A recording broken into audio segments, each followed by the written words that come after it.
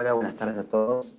Bienvenidos a esta última charla de las jornadas de electrónica y ciencias de la computación. Bueno, primero que nada queremos agradecer a todos los que sumaron esta semana. Y bueno, vamos a dar comienzo a esta última charla que trata sobre la implementación de un controlador híbrido en un sistema robótico y autónomo.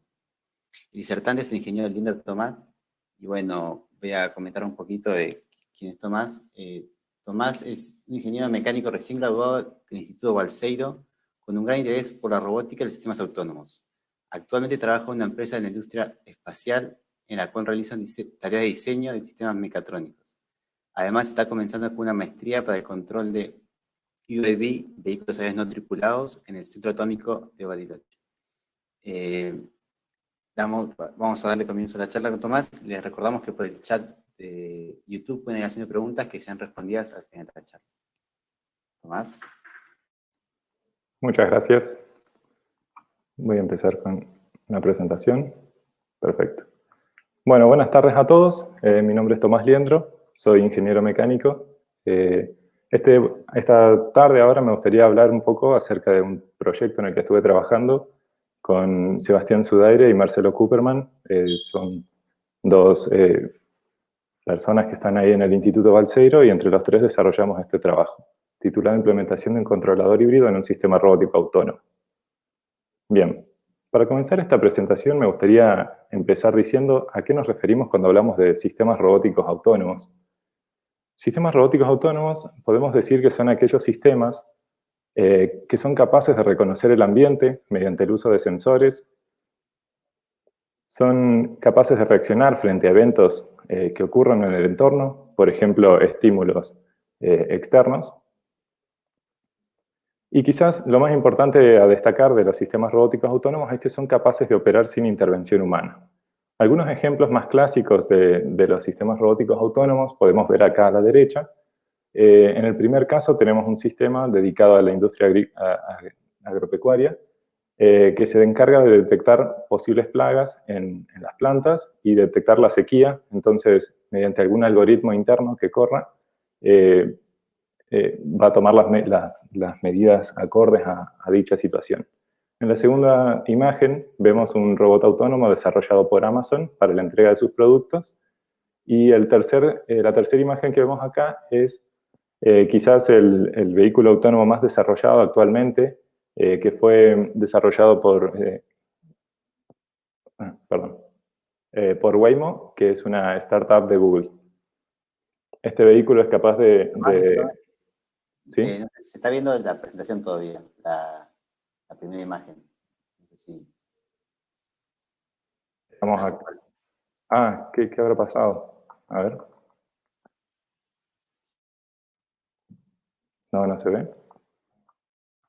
Ah, ahí sí, ahí se está viendo. Ah, qué raro. Bueno, avísenme por favor si pasa algo. Bien, ven ahí las tres imágenes. Sí, ahí se ve. Bien, perfecto. Bueno, como les mencionaba, estos eran algunos ejemplos de los sistemas robóticos autónomos. A ver, voy a pasar de diapositiva. Díganme si se alcanza a ver.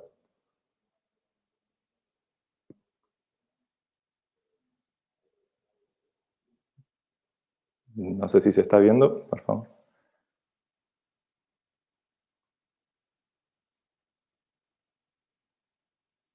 Parece que no.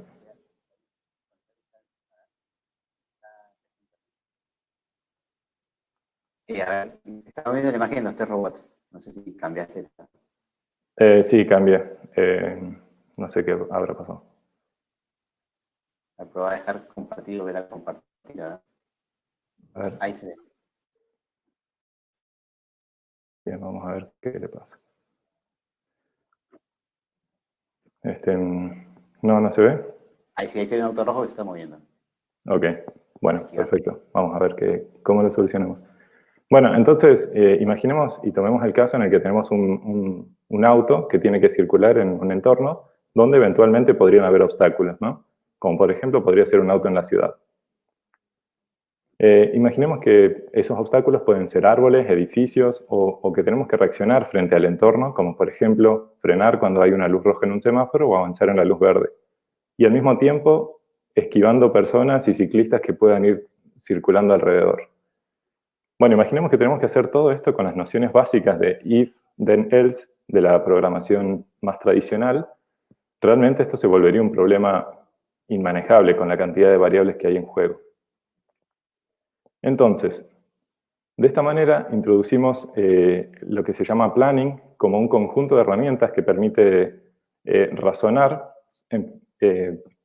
que se toma de lo que es el razonamiento automático, que es un área de la inteligencia artificial, y que en definitiva lo que permite hacer es encontrar una secuencia de configuraciones que permite lograr una misión o determinar que no hay una solución al problema que le estamos planteando. Bien, ahí se ve el brazo robótico. Sí, sí. Perfecto, ya se acomodó. Bien, entonces tratemos de entender qué es esto del planning y esto de hallar una configuración que me permita resolver un problema. Un caso muy sencillo sería imaginar un brazo robótico, en este caso con 2 grados de libertad, como están definidos en la figura θ1 y θ2, que parte de una posición inicial A, y queremos llegar a la posición B. Bien. Uno lo que podría hacer en primer lugar es definir lo que se conoce como espacio de configuraciones, que es un espacio n-dimensional, en este caso bidimensional, porque tenemos 2 grados de libertad, θ1 y θ2 en cada eje, donde cada punto se corresponde a una configuración posible de nuestro sistema. Si nosotros planteamos las limitaciones que, por ejemplo, el valor de θ1 no puede ser menor a 0 ni mayor a 180, que sería con las 2 posiciones acostadas para el primer eslabón de abajo, y definiendo unos límites similares para el segundo grado de libertad, podríamos delimitar nuestro espacio de trabajo a este rectángulo que se ve en la figura, donde uno lo que puede hacer es mapear cada una de las posiciones en las que está o podría estar el robot como un punto dentro de este espacio.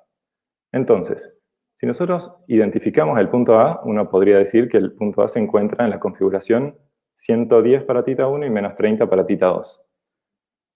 Y vemos que ahí pasa algo no tan intuitivo, y es que cuando nosotros queremos mapear el punto B, podemos encontrar 2 posibles puntos dentro de nuestro espacio de configuraciones. ¿A qué se debe esto? Esto se debe a que el mapeo del punto B en el espacio de configuraciones se corresponde con 2 posibles maneras que tiene el robot de agarrar el punto B, de llegar al punto B. Uno podría pensar que el robot se aproxima, como está en la figura, como está el brazo pintado de celeste acá abajo, o el punto B menos, que es el punto rosado, se correspondería a la configuración del brazo robótico pintado en rosado. Entonces, supongamos que nosotros decimos, bueno, queremos llegar al punto B y adoptando finalmente la configuración marcada como B+, o como se ve ahí en el brazo robótico pintado de celeste. En definitiva, lo que nos permite hacer la técnica de planning es encontrar una trayectoria dentro del espacio de configuraciones que permite, que contiene todas las configuraciones por las que tiene que pasar el robot hasta llegar al punto B+. En definitiva, lo que estaríamos viendo es que el robot se mueve de esta manera, llegando al punto B con la configuración indicada. Bien, ahora tratemos de complejizar un poco más este problema y agreguemos un obstáculo, el cual queremos evitar a toda costa. Lo que está marcado con gris es el obstáculo, y de nuevo tenemos el robot en la posición A y queremos ir al punto B. El espacio de configuraciones, ya lo conocemos, es el mismo, y vemos que hay que mapear ahora el obstáculo, identificado con la pieza gris, al espacio de configuraciones. Lo que quiero mostrar acá es que no es trivial la transformación de un espacio a otro. En este caso, la pieza gris se vería deformada en el espacio de configuraciones, porque no hay una noción tan directa entre lo que es el espacio de configuraciones y lo que es la realidad. Pero lo que sí vemos es que si nosotros intentamos reproducir la misma trayectoria, veríamos que el robot se chocaría con el obstáculo gris. Es exactamente la misma trayectoria de recién, y vemos que no se puede lograr. Afortunadamente, la técnica de planning lo que nos permitiría es encontrar una trayectoria que efectivamente cumpla el requerimiento, que en este caso sería llegar al punto B esquivando el obstáculo gris. Entonces, con este pantallazo, uno ya empieza a ver que la técnica de planning permite resolver problemas que, en primer lugar, no serían triviales de resolver. Otra alternativa, uno podría pensar que también es esa, porque hay un camino libre que permite unir los dos puntos, y es lo que hace la animación ahí al costado. Yo fuerzo al sistema a llegar al punto B con la configuración celeste, por lo que hay que hacer un movimiento un poco más rebuscado, pero finalmente logro llegar. Bien, entonces por lo que venimos viendo, la técnica de planning, mejor dicho, el conjunto de técnicas que conforman el planning, parte de tomar un problema del mundo real. Luego, es necesario encontrar una expresión lógica del problema para que sea computable por alguna computadora, y después el algoritmo es capaz de razonar y encontrar una solución que resuelva el problema, para finalmente implementar esa solución que está en el mundo lógico, implementarlo al mundo real. Bien. Ahora, la manera de partir de un problema a una solución es lo que se puede abordar mediante un conjunto de herramientas denominado síntesis de controladores de eventos discretos. En definitiva, estas herramientas permiten desarrollar una estrategia ganadora que resuelva el problema o bien que determine que no hay una estrategia. Estas técnicas de síntesis de controladores parten de interpretar una tarea, buscar una estrategia y finalmente planificar para resolver el problema. Ahora, este esquema de planificar, actuar y censar ya empieza a parecerse ya nos permite pensar en problemas reales que pueden solucionarse mediante estas técnicas, como por ejemplo el que ya mencionamos, el caso de la navegación autónoma. O bien uno podría pensar en resolver laberintos en el cual uno tiene que ir censando todo el entorno todo el tiempo, planificar cuál va a ser su siguiente paso y finalmente actuar. También uno puede pensar esquemas más complejos como escenarios multirobots, donde entre muchos robots se ponen de acuerdo y planifican en conjunto y censan en conjunto y comparten esa información para lograr una misión, como por ejemplo ordenar un depósito. O bien los manipuladores robóticos, como ya mencioné, que ahora están ganando más interés en el ámbito de la medicina, para hacer operaciones más inteligentes. Bien, antes de pasar, alguien podría argumentar que ¿por qué me gastaría en aprender un conjunto de técnicas de planning y no simplemente entrenar una red neuronal que me resuelva el problema? Como por ejemplo con técnicas de learning. Bueno, la principal diferencia entre estos dos métodos es que el conjunto de técnicas que se engloba dentro del learning se basan en la experiencia de la red neuronal. Uno puede pensar que lo que se obtiene son buenas estrategias de resolución del problema, pero la gran ventaja que tiene el planning es que se basa en fundamentos completamente lógicos para conseguir ciertas garantías en la solución. Bien, entonces, volvamos un poco a lo que era el título de esta presentación, que dijimos que era implementación de un controlador híbrido en un sistema robótico autónomo. Ya con todo lo que venimos hablando, ya definimos lo que es un sistema robótico autónomo. Ahora faltaría entender a qué nos referimos cuando hablamos de controlador híbrido. Bien, supongamos el siguiente ejemplo, en el que tenemos un robot en un espacio discretizado por celdas, como se ve en este caso, y que nosotros partimos de una posición inicial y queremos llegar a la posición final indicada con la celda verde. Supongamos también que tenemos un obstáculo que es un conjunto de celdas que queremos evitar en todo momento y que el robot solamente puede moverse por celdas adyacentes, es decir, no podría pasar a la diagonal, siempre moviéndose hacia abajo o hacia los costados o hacia arriba. Bien. Lo primero que necesitamos entonces es un conjunto de asunciones del entorno que nos van a decir de qué manera el robot interactúa con su entorno. Es decir, el robot no puede acceder a la zona indicada como obstáculo y el robot no puede pasar en diagonal a otra celda. Ese sería el conjunto de asunciones. Perdón, se me fue. Lo siguiente que necesitamos es determinar cuál es la misión del robot, conocida como la especificación del usuario. En este caso, nosotros dijimos que queremos ir a la celda verde. Luego, las capacidades del robot quedan definidas por cómo el robot se puede mover. En este caso, el robot se mueve en un espacio bidimensional según indican las flechas. El paso siguiente es transformar ese conjunto de información que tenemos, que es un conjunto de información muy abstracto. Ustedes imaginen que estamos hablando de nociones como no pasar por una celda o no pasar en diagonal. Bueno, todo eso hay que volcarlo en una fórmula lógica que permita encontrar una expresión lógica y formal del problema.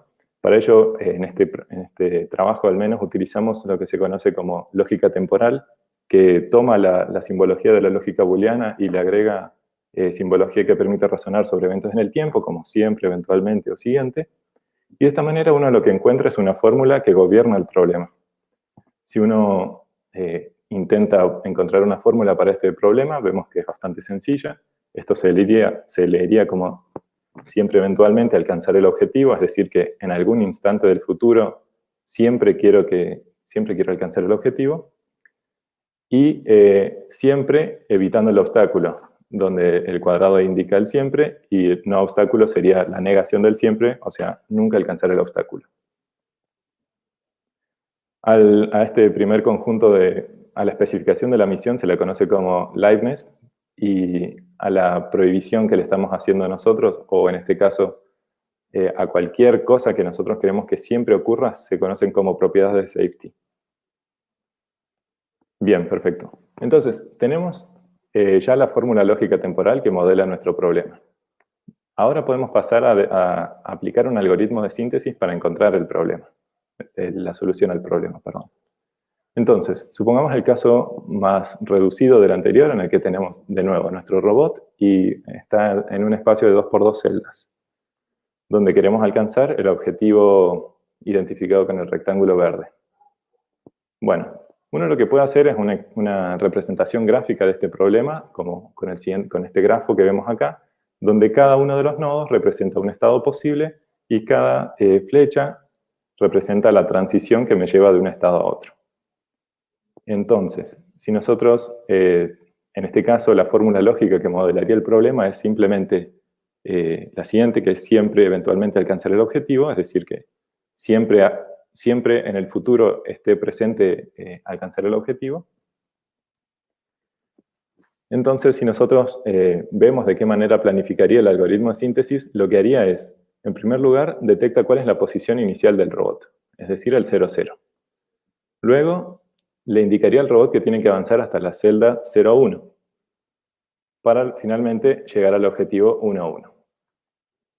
Pero ahora, como recordemos que nosotros queremos siempre eventualmente alcanzar el objetivo 1, 1, entonces lo que tenemos que hacer para alcanzar el 1, 1 estando en el 1, 1 es salir para volver a entrar y este ciclo se repetiría. Entonces, en definitiva, vemos que el algoritmo de síntesis lo que nos devuelve es una lista de eventos que tienen que ocurrir para que el robot cumpla su misión. Bien, entonces, hasta este punto venimos hablando de una descripción del problema, fórmulas lógicas y una lista de eventos que tienen que ocurrir para alcanzar una posición o lograr un objetivo más general. Pero todo esto tenemos que, al fin y al cabo, traducirlo en señales de tensión en los motores y referencias en los lazos de control que viven en un mundo de mucho más bajo nivel, algo más real, más físico. Entonces, necesitamos algo en el medio que permita vincular ambos mundos, tanto el mundo discreto como el mundo a lo que vamos a llamar mundo continuo.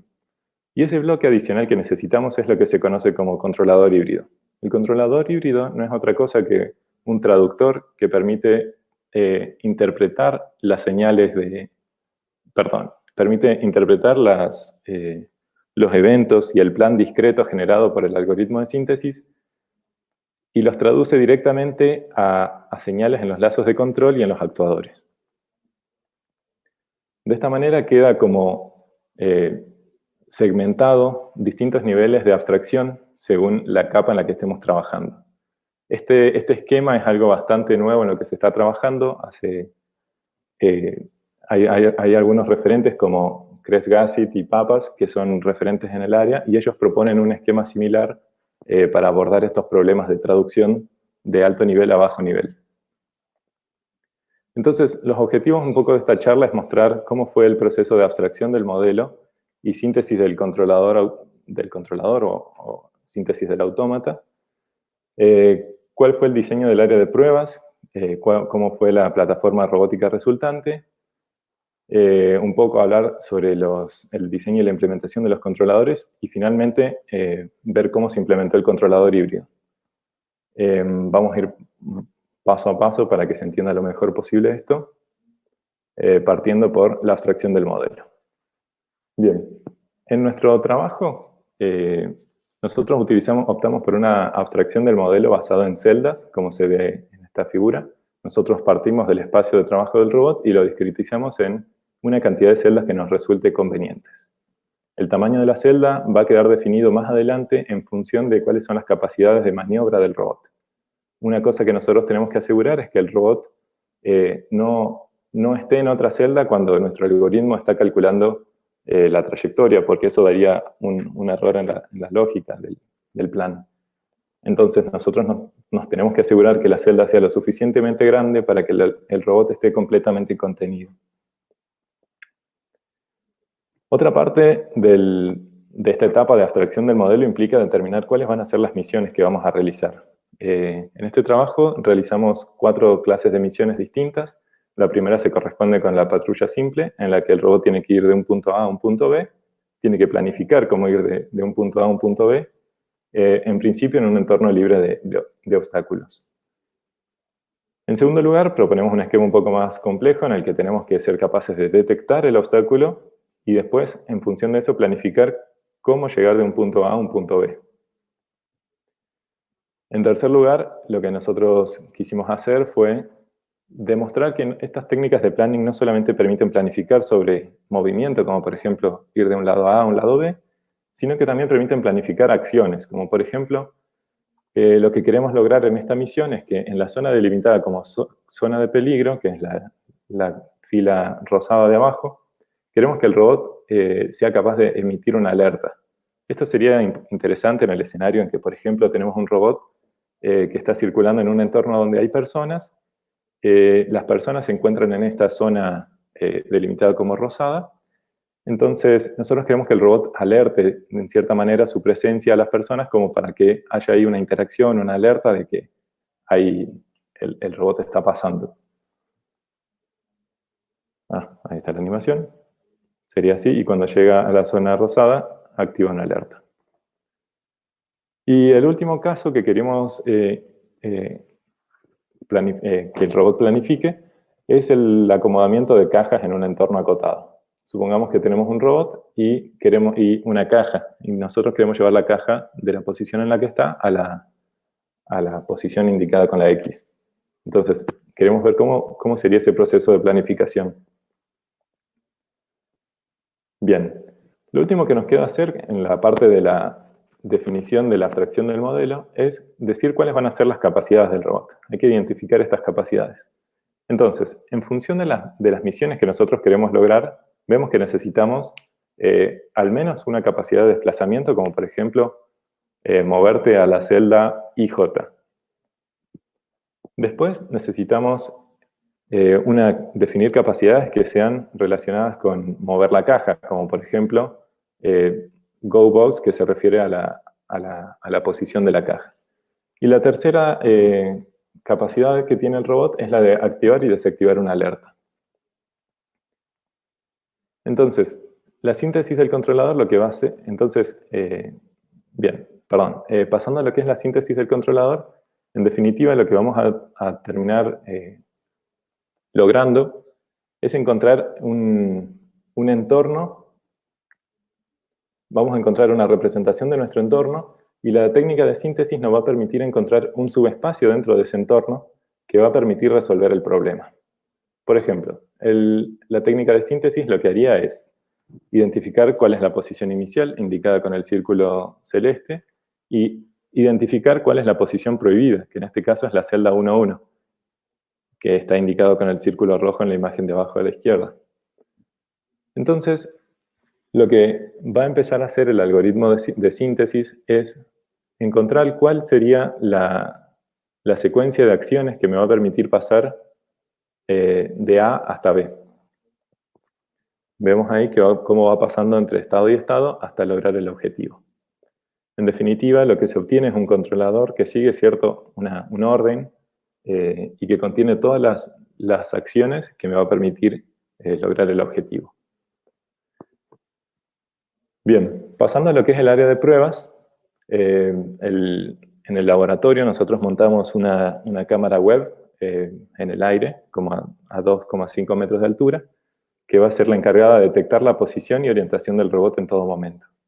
La cámara web va a tomar esas imágenes y las envía vía USB a a una computadora, y la computadora va a transmitir estas imágenes vía Wi-Fi al robot. En el robot se va a ejecutar todos los algoritmos encargados de detectar la posición y la orientación, y en primera instancia se va a hacer toda la planificación.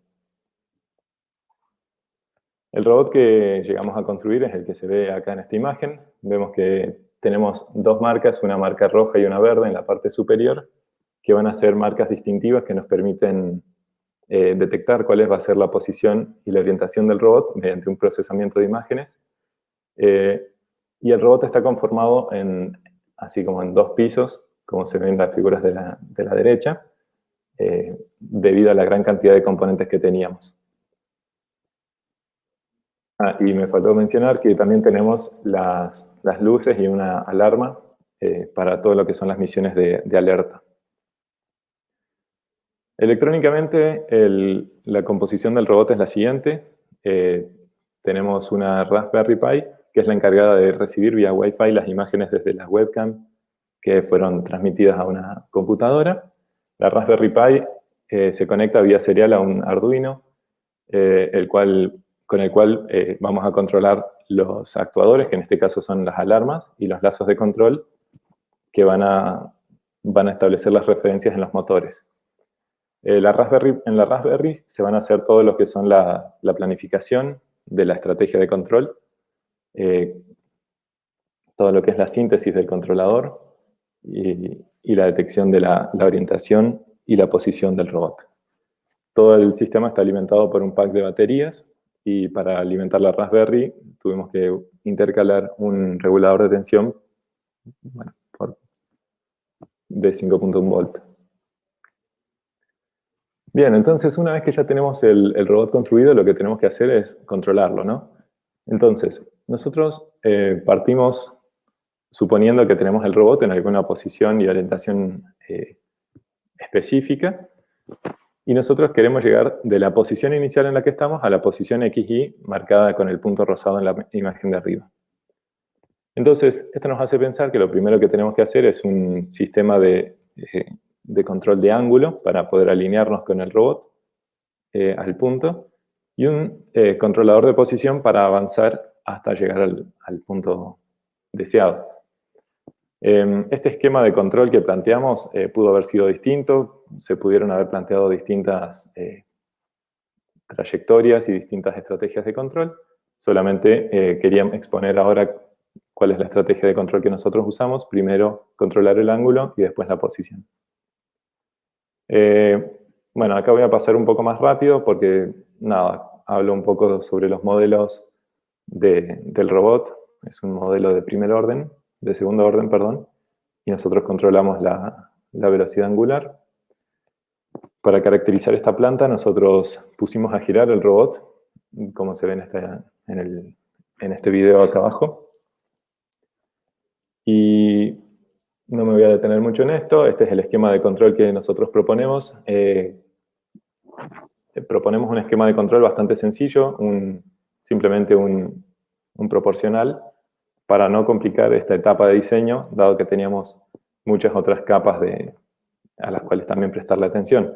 Así que en lo que es control decidimos simplificar un poco. Una cosa que vemos de esto, del análisis del robot girando, es que podemos definir cuál es el radio de giro del robot. Determinamos que el radio de giro es de 15 píxeles, y esto nos permite retroalimentar cuál va a ser el tamaño mínimo de celda que necesitamos en la primera etapa de abstracción del modelo. De esta manera vemos que necesitamos que al menos la celda sea de 30 píxeles, que sea al menos de 30 píxeles más el tamaño del robot. En el esquema de control lo que intentamos hacer, ya hablando de control de posición, es que a medida que una vez que el robot ya está alineado, el robot empieza a avanzar idealmente en línea recta. Entonces, a medida que el robot se acerca a la referencia que queremos llegar, indicado como XREF y REF, nosotros definimos 3 zonas en las cuales el robot va a tener distinto valor de tensión en los motores para llegar con distinta velocidad. Esto simplemente lo hacemos para que el arribo del robot a la referencia sea lo más suave posible. En la zona 3, lo que está definido como zona 3, uno supone ya que el robot alcanza la posición y está definido con un radio de 10 píxeles alrededor del punto objetivo. En definitiva, lo que estaríamos viendo es que, digamos, cuando uno quiere simular cuál es la estrategia de control, lo que dice es, bueno, yo tengo el robot inicialmente en esta posición y quiero llegar al punto indicado con el puntito naranja en el medio de la imagen. Bueno, lo que obtuvimos es que el robot primero acomoda su ángulo y luego continúa avanzando, y a medida que tiene que avanzar, tiene que ir corrigiendo el ángulo para cumplir con la estrategia de control propuesta. Bien, finalmente, en cuanto a lo que es los controladores híbridos,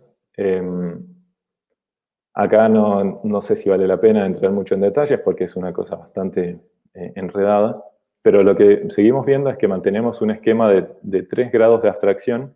En primer lugar, tenemos una capa de planificación que se corresponde con la planificación y la generación del controlador de eventos discretos. En la capa más baja, de más bajo nivel, se encuentran los sensores y los actuadores, los lazos de control, los motores, las alarmas. Y en el medio tenemos la capa de control híbrido que permite traducir las especificaciones de alto nivel, plan discreto, a señales de tensión en el más bajo nivel. Bueno, ahí hay un poco más de cerca. Bien, entonces ahora me gustaría mostrar cómo fueron las pruebas de validación. Para eso voy a compartir distintos videos. Voy a salir de la presentación y voy a ir compartiendo distintos videos. Bien. Entonces, como dije, la primera misión que hicimos fue la misión relacionada con la patrulla simple. Esta misión de patrulla simple lo que tiene que hacer es alcanzar un punto A a un punto B y un punto C en este caso. Definimos 3 puntos que tienen que alcanzar el robot y vemos cómo parte de esta posición y va planificando cómo llegar a la siguiente. Ahí llega a la segunda posición y luego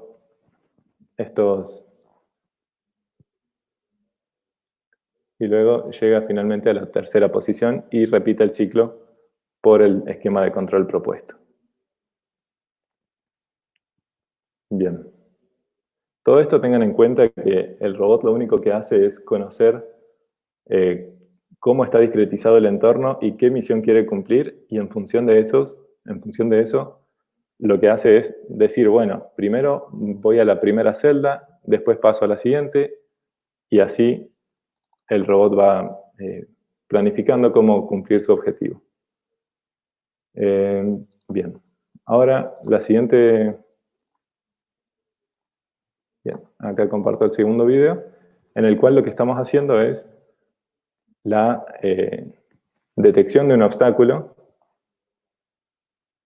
Todo lo que está identificado como azul se corresponde a un obstáculo que el robot detecta antes de comenzar a moverse y lo mapea en algún punto de nuestra discretización. Una vez que nosotros conocemos, una vez que el robot, quiero decir, conoce cuál es la ubicación de los obstáculos, los prohíbe en su grafo, como veíamos anteriormente, y planifica en función de esas restricciones que tiene. Como vemos, el robot va avanzando, esquivando todos los obstáculos. La manera en la que el robot detecta los obstáculos es mediante un procesamiento de imágenes que incluye máscaras simplemente, y de la misma manera es como detecta su posición y su orientación. Eso que se veía ahí como una flecha verde y una flecha roja son los parámetros del robot que permiten obtener su posición y orientación. Bien. Esta misión es la que yo mencionaba, de que el robot activa una alarma cuando se encuentra dentro de una región. Cuando empiece a sonar la alarma, me va a mutear el programa.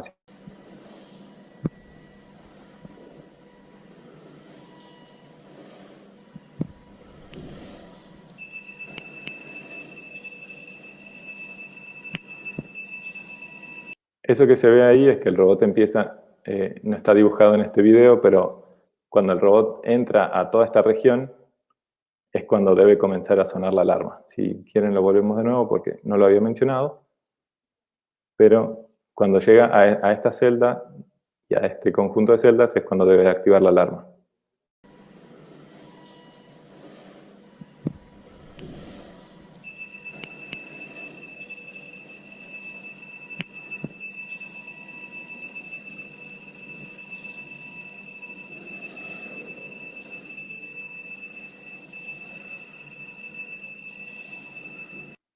Bien, perfecto.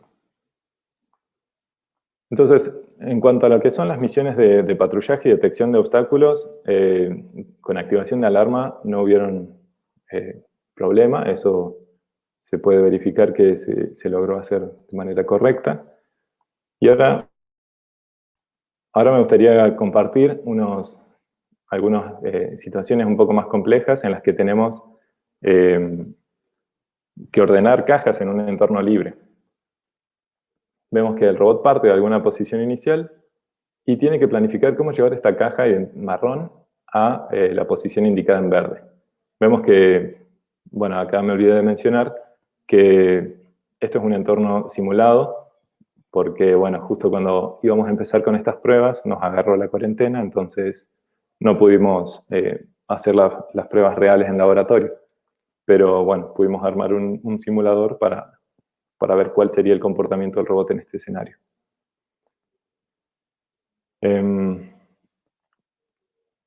Bueno, ahí el robot vemos que llega, lleva la caja a esa posición y desde ahí arriba planifica cómo tiene que empujarla para llevarla finalmente a la posición indicada en verde.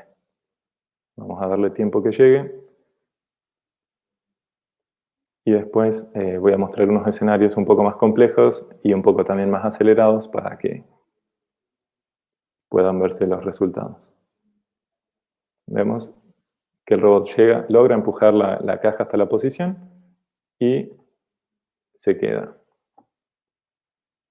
Bien.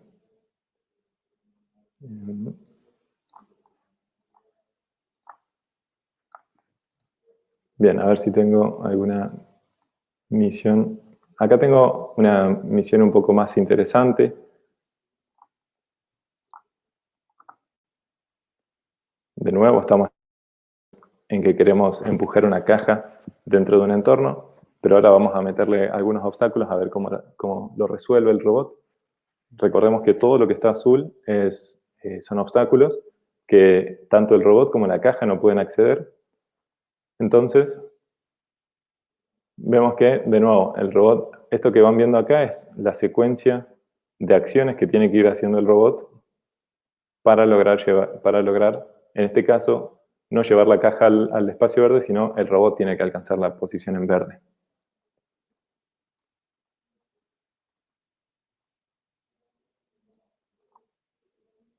Y finalmente tiene que correr la caja para poder pasar y llegar a la posición deseada.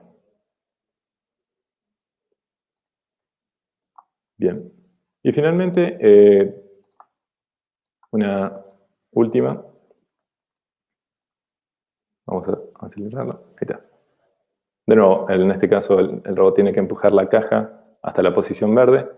Vemos que cada vez hay escenarios más complejos que quizás no son tan triviales a simple vista, cómo llevo esta caja a la posición en verde. Y vemos que simplifica mucho este tipo de controladores como el planning, de estrategias de control como el planning, son realmente interesantes y no me sale la palabra. Sí, son interesantes básicamente porque permiten resolver un problema simplemente modelando el problema en alguna lógica que pueda ser computable, y el resto se encarga la propia computadora de resolverlo, el propio algoritmo, porque son problemas lógicos que tienen su solución matemática y eso cualquier computadora lo puede resolver. No estamos hablando de entrenar redes ni imitar muchas veces este mismo mecanismo hasta que un sistema aprenda. Simplemente consiste en modelar bien el problema y dejar que la computadora encuentre la solución a un grafo, por ejemplo, que hay algoritmos de resolución de grafos que están súper optimizados. De ahí viene la ventaja de utilizar planning por sobre otros métodos. Bueno, ya va a llegar.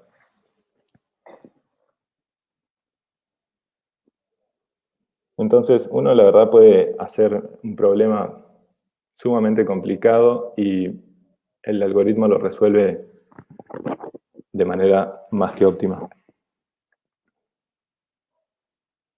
Bien, ahí una vez que la lleva, ya seguimos con la presentación. Bien.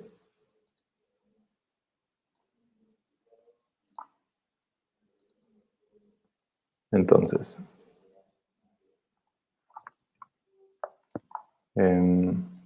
presentación. Acá tenía los videos, pero los vamos a pasar porque ya los vimos por...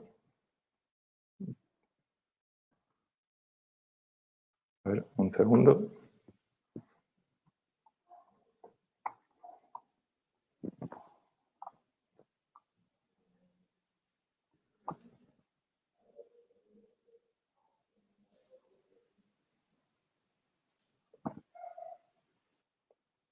Bien, vamos a ver qué pasó.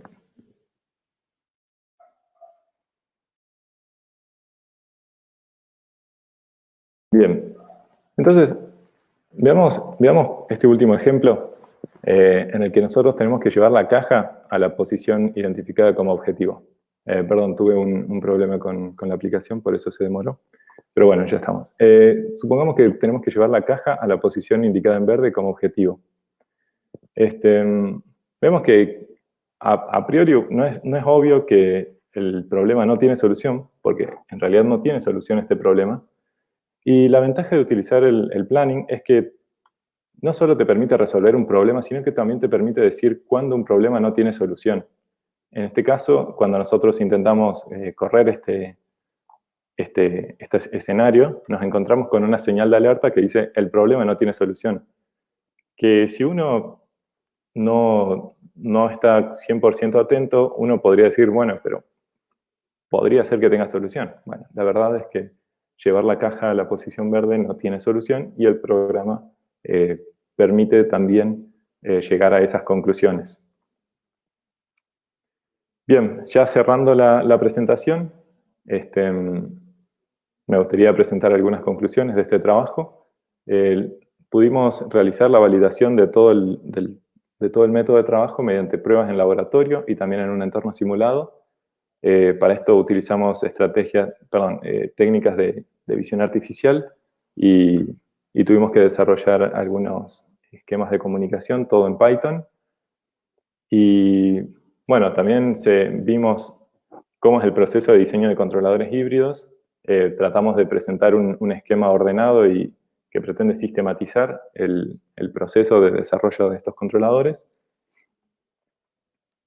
Y también estuvimos viendo cómo fue el conjunto de técnicas de planning y síntesis de controladores para planificar misiones automáticamente, que además garantizan el cumplimiento del objetivo o bien determinan que no hay una solución. Y como propuesta de trabajo a futuro, ¿qué es lo que se podría seguir haciendo por encima de este proyecto? es desarrollar, bueno, algoritmos de control de ángulo y posición más complejos, algoritmos de búsqueda que permitan optimizar trayectorias. Hay muchos que ya están implementados y son realmente óptimos. Nosotros por motivos de tiempo no llegamos a hacerlo, pero es algo que se podría hacer. También hay técnicas de discretización de espacio que son por sampleo o por campos potenciales, por ejemplo, que permiten tener trayectorias más suaves, si uno quiere, y también un problema con mucho más sampleo y más resolución. Bueno, estaría bueno también pensar en escenarios multirobot, en misiones de cooperación, o la verdad lo que uno se imagine, porque cuando uno empieza a entrar en este mundo, realmente hay muchas cosas que se pueden hacer. Uno puede pensar también en agregar capacidades al robot, como un brazo robótico montado encima de la plataforma que ya existe, y con ese nuevo brazo robótico que el robot pueda agarrar piezas y planificar cómo llevar piezas de un lado a otro gracias a ese brazo robótico. No sé, estoy diciendo algunas ideas. Y también intentar implementar otros sensores como IMU, GPS, triangulación, SLAM o LiDAR. Serían distintas técnicas de sensado de posición y orientación que, nada, podría seguir sumándole al problema e incluso ir a espacios abiertos y sin la necesidad de un entorno acotado. Muchas gracias por su atención. Si tienen algunas preguntas. Muchas gracias, Tomás. Muy interesante, la verdad. Sí hay varias preguntas en el chat, algunas medio que las fuiste respondiendo, pero bueno, había una de si se podría resolver sin discretizar en celdas, que tenga movimiento continuo, que bueno, ahí nombraste que era algo que se podría llegar a hacer más adelante, ¿no? Exacto, sí, existen técnicas de discretización continua, no es discretización, pero basado en gradientes o en sampleo, hay varias de esas técnicas. Después otra pregunta sería sobre si se podrían transmitir las imágenes directamente a la Raspberry sin pasar por la PC. Sí se podría hacer, nosotros lo hicimos así porque la webcam que teníamos era una webcam común, pero si uno tendría una webcam IP, supongo que sí se podría hacer el enlace directamente con la Raspberry, ¿no? Sí se podría, en principio sí. Después, bueno, acá te felicito por tu trabajo. Bueno, Gracias. preguntan por las técnicas de optimización, si son heurísticas para optimizar, qué tiempo tarda el algoritmo para planificar la trayectoria, que esa pregunta de optimización. No sé si... había dicho que también está para ampliar eso, ¿no? Pero bueno. Bien, la respuesta te la puedo dar, te puedo decir lo que sé, posiblemente falte un poco de información, pero bien. Lo que tenemos, existen distintos algoritmos de búsqueda, porque en definitiva, digamos, uno puede representar estos problemas como un grafo en los cuales uno tiene que ver cómo llegar de una punta a otra, de un nodo a otro. Eso se reduce a un problema de búsqueda, donde, por ejemplo, el A estrella es el algoritmo, si uno quiere, por excelencia, que optimiza esa búsqueda. Lo que va haciendo es una búsqueda en paralelo. Y me olvidé la segunda parte de la pregunta, eso era con respecto a los tiempos de resolución. En realidad los tiempos no los tengo, lo que sí te puedo decir es que la complejidad del problema crece de manera exponencial con este tipo de algoritmos de planning. Estoy buscando ahora una parte, a ver si llego. Lo que pasa con estos tipos de algoritmos de planning es que crecen de manera exponencial con el número de estados posibles, ¿no? En este caso yo tengo 4 por 6, 24 estados. Si yo duplico la cantidad de estados, esto se cuadruplicaría el tiempo del problema. Lo que se hace para sobrellevar ese problema es especificar este tipo de misiones, como uno ve acá, del tipo siempre, eventualmente. Esa manera de expresar las especificaciones y las prohibiciones, en este caso como las propiedades de safety, permiten que la manera en la que crezca el problema va de manera lineal. El problema empeora de manera lineal. pero bueno, uno pierde un poco la libertad de especificar lo que uno quiere y está un poco más sujeto a especificar de este estilo, algo así como siempre eventualmente. A ver. Después acá también me he preguntado si probaron usar Arduino Due para tarea de planificación en caso de múltiple censado. No, que trae planificadores en caso de múltiple censado. No sé si conocés el Arduino Due. No, el Arduino Due nunca trabajé, así que no podría. Bueno, acá también preguntaban cómo habían procesado la imagen, que bueno, ya dijiste que OpenCV y Python. Con OpenCV, Python y un sistema de máscaras, sí. Y después, si pensando en compararlo con un Q-Learning de aprendizaje profundo, hicieron una comparación con algún otro. Sí, es un poco lo que decía más atrás, me parece. A ver, con esta parte, o sea, nosotros no llegamos a comparar ambos métodos, claramente por unas cuestiones de tiempo. Pero bueno, quisimos no ir por los métodos de learning, quisimos meternos a averiguar qué era este mundo del planning, por lo menos de mi parte, que yo no lo conocía. Y, digamos, la ventaja principal es qué tan seguro estás de que tu resultado es correcto, ¿no? O sea, las técnicas de learning se basan en estadística y en una buena experiencia, y las técnicas de planning se basan en resolver una fórmula. O sea, tengo ciertas garantías de que lo que yo estoy diciendo es 100% cierto, más allá de algún error de modelado que, bueno.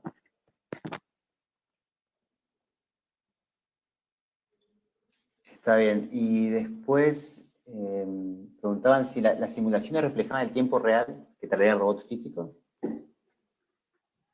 La simulación está hecha, o sea, representa la velocidad real del robot, pero no tenemos una comparación. Eso fue algo muy a último momento.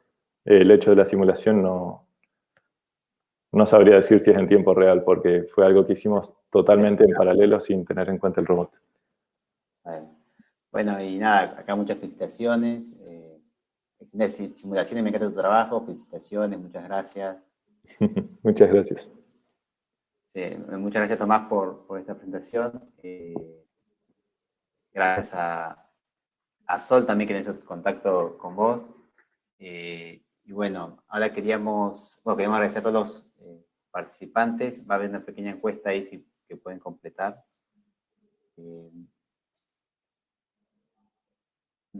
Y bueno, muchas gracias por participar. Gracias a ustedes. Y bueno, ahora le damos la palabra a Daniel,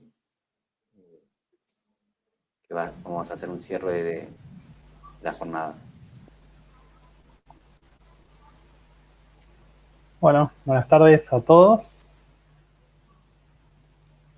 Voy a compartir una pequeña presentación que armamos.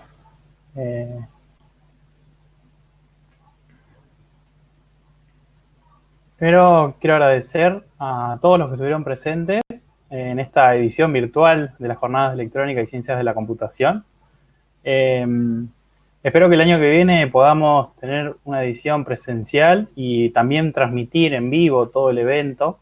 Así que ese va a ser un nuevo objetivo para el año que viene. Y desde nuestra rama estudiantil de IEEE de la Universidad Nacional de la Patagonia San Juan Bosco, queremos agradecer al Departamento de Electrónica, al Departamento de Informática, a la Facultad de Ingeniería y a la Secretaría de Extensión de la Facultad de Ingeniería de la Universidad Nacional de la Patagonia San Juan Bosco.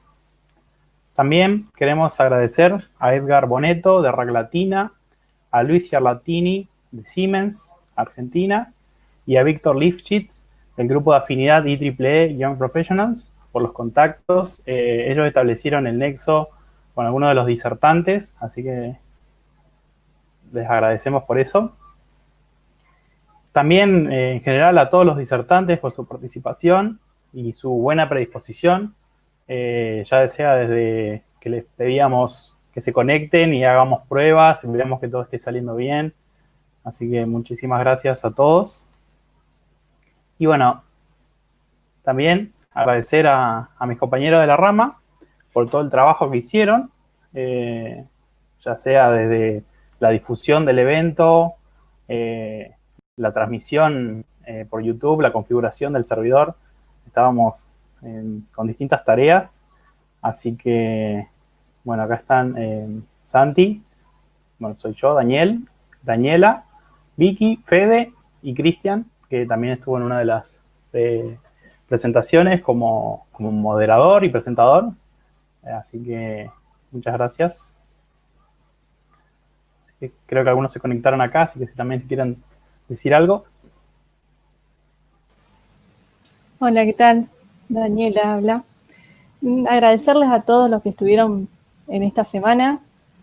Lindas charlas, lindos comentarios recibimos. Estamos muy felices. Yo, por mi parte, contentísima directamente. Y les quiero contar que, bueno, que espero que se sumen chicos de otras carreras, estudiantes, no solamente de electrónica o de informática, a la rama estudiantil. Que ahora que yo estoy en una sección de Argentina, de las actividades, me doy cuenta que hay chicos hasta de química, que por ahí no tienen nada que ver, pero es por las herramientas que brinda IEEE. Así que bueno, no es necesario ser miembro desde un principio, pueden ser voluntarios, y el que quiera y está dispuesto a ayudarnos, bienvenido. Así que bueno, otra vez le agradezco a todos, y no sé quién más quiere hablar. Sí, no, muchas gracias a todos los que también se suman a organizar, a todos los disertantes. La verdad que fue también un desafío, ¿no? Pensar el año pasado cuando armamos la rama en Comodoro y hicimos la jornada, teníamos mucho ímpetu para seguir haciendo y nos agarró este año, que medio nos descolocó un poco, pero bueno, esta jornada, bueno, fue la demostración de que pudimos, digamos, a pesar de eso, organizarnos y armar algo así. Ahora yo creo que estuvo muy interesante los disertantes y también, como decía Daniela, ¿no? Esto se hace, digamos, decimos nosotros, digamos, con nuestra fuerza, nuestra voluntad, y está abierto también a que se sumen más gente y participen, tanto, digamos, estudiantes que pueden ser voluntarios, también como docentes que pueden ayudar.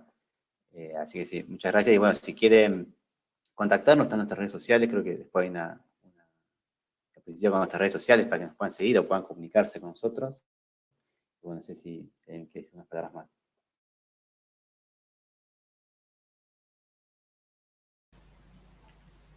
Bueno, también para comentarles que en nuestra página de GitHub, ese es el enlace de nuestra